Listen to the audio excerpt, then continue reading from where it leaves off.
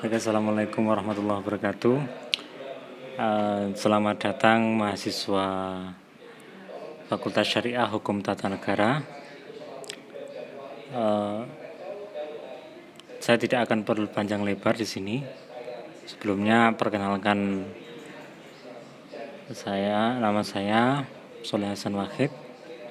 Asal saya dari Tulungagung, dan kemudian di jurusan ATN ini saya mengajar mata kuliah usul fikih. Nah, untuk perkenalan lebih lanjut, nanti kita akan berkenalan secara lebih intens ketika sudah boleh masuk kelas ya. Karena di perkenalan di sini pun juga tidak efektif. Nah, ini di slide juga sudah saya pajang foto saya, jadi kalian sudah bisa melihat wajah saya. Nanti silakan menyapa kalau saya bertemu saya di fakultas ya. Baik, yang pertama ini saya ingin menjelaskan peta konsep dari mata kuliah usul fikih itu sendiri, dan apa sih pokok-pokok materi yang akan kita pelajari nanti di mata kuliah ini. Baiklah, yang pertama kita lihat,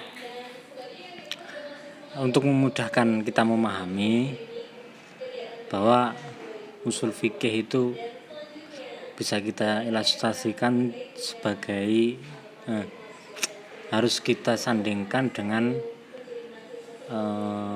istilah yang sudah familiar kita kenal, yakni fikih.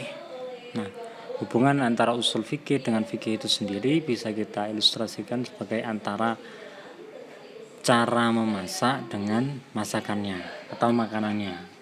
Nah, dalam slide ini sudah saya ilustrasikan bahwa di situ ada gambar mengenai masak dan gambar makanan. Maka saat kalian membayangkan ingin memasak sesuatu, di situ kan kalian pasti membutuhkan yang namanya bahan pertama ya. Kemudian membutuhkan alat memasaknya. Kemudian juga membutuhkan cara memasaknya. Nah, bahan, alat, dan cara memasak makanan inilah yang bisa kita ilustrasikan sebagai usul fikih. Lalu apa produknya? Produknya nanti adalah fikih itu sendiri. Nah, ketika memasak, kalian akan mempertanyakan bahan-bahannya apa yang harus digunakan. Bawang, terus apalagi tomat, apalagi dan lain sebagainya ya. Kemudian setelah mendapatkan bahannya, kalian akan mencari alatnya. Alatnya apa untuk memasak? Pisau, kemudian dan perangkat lainnya. Kemudian setelah menyiapkan bahan dan alat, tentu yang terakhir yang harus kalian ketahui adalah caranya. Tahu bahan dan alatnya saja tapi tidak tahu caranya, hasil masakannya juga tidak akan sesuai. Jadi begitulah gambaran dari usul fikih. Kalian harus tahu bahan untuk meramu fikih, maksudnya gitu ya. Alat untuk meramu fikih, kemudian cara meramu bahan dan alat itu menjadi fikih. Nah, produknya usul fikih itu apa saja? Yaitu fikih. Kalau yang sekarang fatwa. Kalian pernah dengar fatwa? Atau malah belum ada yang paham sama sekali dengan fikih dan fatwa ini? Ini nanti akan kita jelaskan di pertemuan berikutnya, definisi dari fikih dan beberapa istilah yang berkaitan. Kemudian ini produknya usul fikih. Kemudian ruang lingkup dari usul fikih itu sendiri setidaknya secara umum ada 3, walaupun ada juga yang mengatakan kurang dari itu atau lebih dari ini. Tapi secara umum semua sepakat bahwa ruang lingkup dari usul fikih itu 3 ini. Yang pertama, dalil. Jadi dalil-dalil terperinci yang kemudian digunakan untuk sebagai dasar untuk menghukumi suatu perkara. Ya. Jadi dalam usul fikih ini nanti kita akan mempelajari dalil dasar-dasar hukum apa saja yang sah dan boleh digunakan untuk sebagai dasar untuk menghukumi suatu perkara. Kemudian setelah kita tahu dalil-dalil itu, kemudian kita akan mempelajari bagaimana mengolah dalil tersebut. Apakah kemudian dari dalil tersebut kemudian langsung diturunkan dan kemudian karena kita sudah tahu dalilnya, baca terjemahannya, misalnya Al-Quran ya, baca terjemahannya kemudian kita bisa menghukumi sesuatu berdasarkan pemahaman kita atas terjemahan.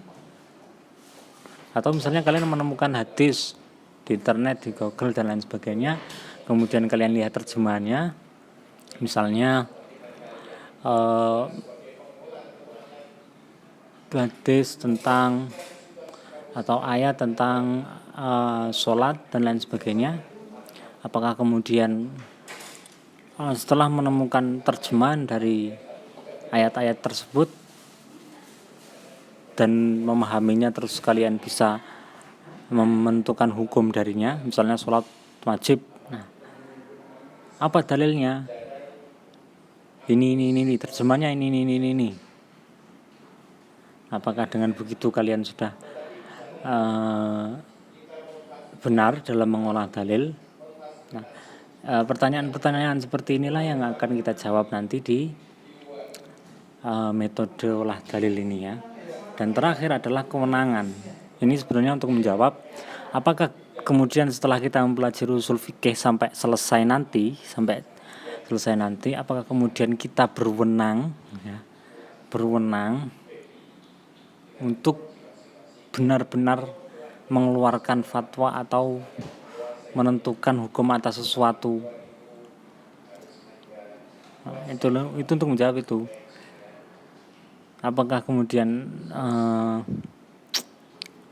kita bisa menentukan hukum atas perkara sehari-hari dengan keilmuan usul fikih kita sendiri setelah ini? Nah, itulah yang akan kita jawab nanti di bab mengenai siapa orang yang berwenang dan apa syaratnya untuk dapat menentukan hukum atas suatu perkara ini. Jadi tidak akan saya bahas secara detail di beta konsep ini. Contoh-contoh dan lain sebagainya akan kita bahas nanti di pertemuan selanjutnya. Itulah kurang lebih hal-hal yang akan kita pelajari di materi usul fikih kedepannya nanti.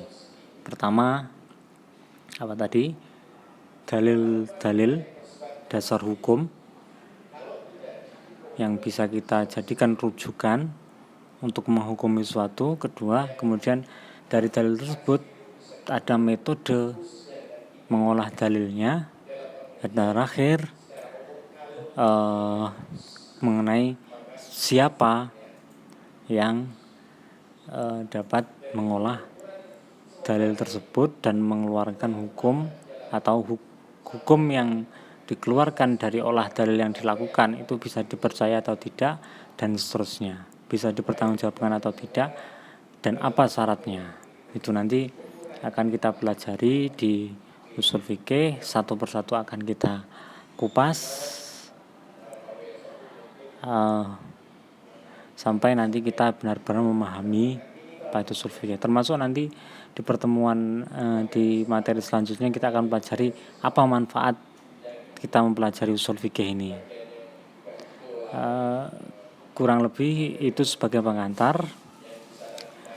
Sekian dari saya. Wassalamualaikum warahmatullahi wabarakatuh.